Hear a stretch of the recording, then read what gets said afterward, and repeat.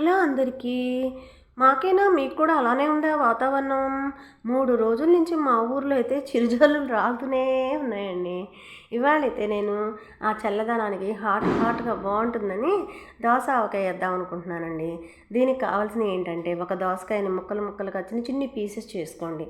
దానిలో ఉప్పు, పసుపు, కారము, వెల్లుల్లిపాయ పేస్ట్, వాము కచ్చాపచ్చాగా నూరుకొని వేసుకోండి. ఎల్లుల్లిపాయ కూడా కచ్చాపచ్చాగా నూరుకొని వేసుకోండి.